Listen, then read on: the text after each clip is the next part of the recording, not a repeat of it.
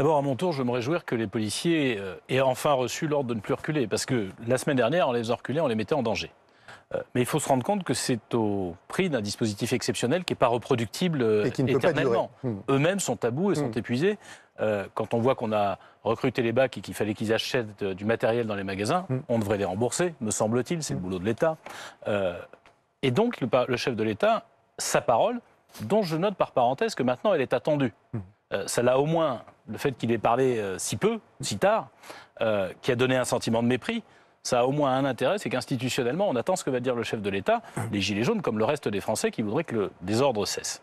Je pense que c'est une chance pour le président de la République, une chance pour lui de remettre son costume de président, parce qu'on a bien vu dans la façon dont les Français l'interpellent qu'il ne le considère plus vraiment comme ça. Tout simplement parce qu'il a voulu un pouvoir direct entre lui et les Français, effaçant tout ce qu'il y avait entre les deux. Alors, les élus locaux, les parlementaires, pardon, j'y arrive, oui. les syndicats. Et ça ne peut pas marcher comme ça, notre pays. Mais on y reviendra ensuite. On reviendra sur la méthode, mais il a deux choses à faire. Mesures, là, il a deux choses à faire. D'abord, annoncer un certain nombre de mesures qui permettent de rétablir de l'équité. Que tout le monde ait le sentiment qu'il paye sa part, mais qu'il en reçoit sa part. Et ensuite, il y a des changements institutionnels sur lesquels, j'espère, on débattra. Première part sur... c'est ce que j'ai dit au Premier ministre lundi dernier, c'est ce que j'ai dit à l'Assemblée nationale. Je pense que les retraités qui ont été pénalisés par l'augmentation de la CSG doivent pouvoir en être exonérés. Jusqu'où? Aujourd'hui, on nous a dit 1 200 €. Au-dessus de 1 200 €, un retraité, c'est un riche. Maintenant, le salaire moyen en France, c'est 1 700 €. Et nous proposons qu'en dessous de 1 700 €, on annule l'augmentation de la CSG. Il y avait beaucoup de retraités dans les manifestations, sur les barrages, sur les ronds-points. C'est nouveau. Ça veut bien dire que cette erreur, là, il faut la corriger. Les salariés qui ne s'en sortent plus, notamment ceux qu'on entendait en dessous de 2 000 €, je pense qu'ils doivent pouvoir travailler et avoir des heures supplémentaires sans payer de taxes, ni de taxes, c'est-à-dire que le salaire est mieux payé, l'heure est mieux payée, sans payer d'impôts. Troisième chose, il y a une mesure symbolique qui, moi, m'avait beaucoup choqué. En juillet 2017, le chef de l'État avait décidé, le gouvernement avait décidé de supprimer de 5 € les aides au logement. C'est-à-dire pour les plus pauvres, parce que les autres, on ne les aide pas. On peut leur rendre. Tout ce que je viens de dire... connerie, je mets le mot entre guillemets, aurait dit le président aux élus locaux qu'il a reçus vendredi, semble-t-il. Tout ce que je viens de dire, ça représente 5 milliards qu'on peut parfaitement financer en baissant les niches fiscales de ceux qui payent le plus d'impôts, c'est-à-dire qui ont le plus d'argent. Mais je crois que le plus important pour le président de la République, vous savez, quand il s'exprimera, c'est d'être capable, après avoir blessé, après avoir humilié, après avoir montré une forme de mépris pour le peuple français, c'est qu'il soit capable de s'excuser, mais de s'excuser en vrai. Il n'y a pas de honte à faire des erreurs.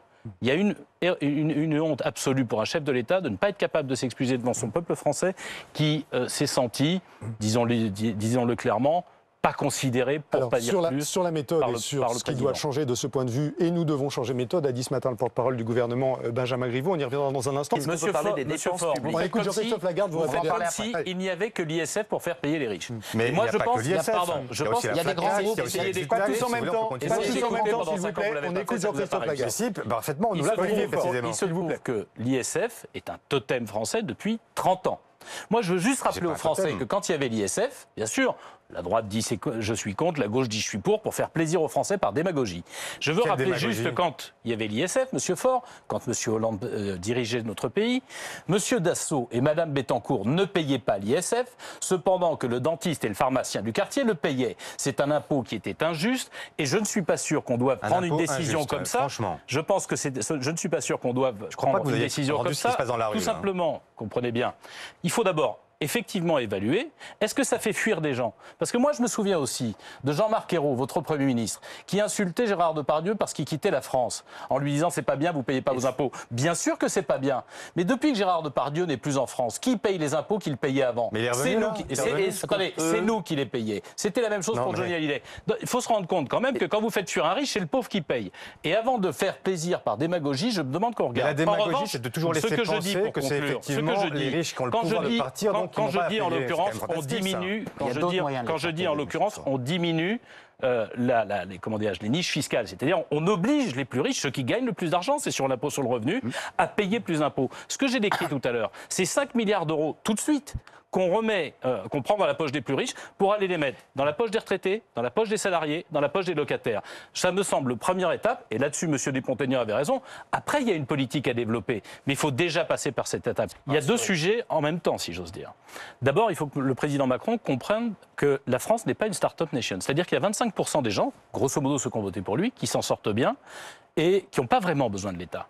Mais les 3/4 des Français, ils ont besoin de l'État. Sauf que l'État aujourd'hui, c'est un homme face à tout le monde. Et pourquoi? Parce qu'on a effacé tout le reste des institutions. La Ve République est d'ailleurs pour partie responsable de ça aussi. Vous voyez, dans la crise, il y a quelque chose qui m'a frappé. Beaucoup de parlementaires, évidemment, sont allés rencontrer les Gilets jaunes. Et les membres de mon groupe me racontaient qu'en fait, qu'est-ce qu'ils leur disent au début?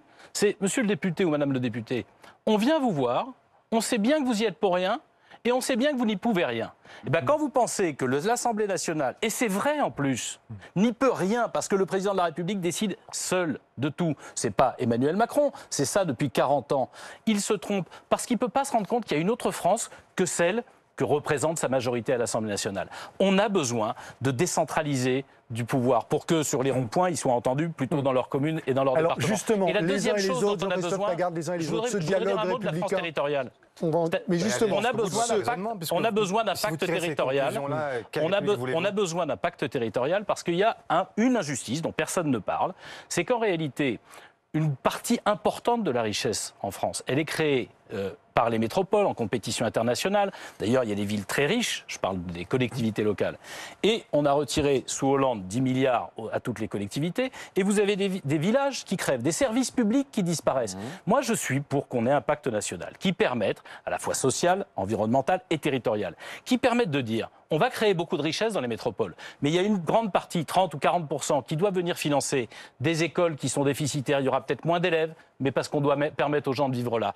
Des bureaux de poste qui sont déficitaires, qui permettent d'aménager, entre guillemets, les transports ou de maintenir des hôpitaux de proximité.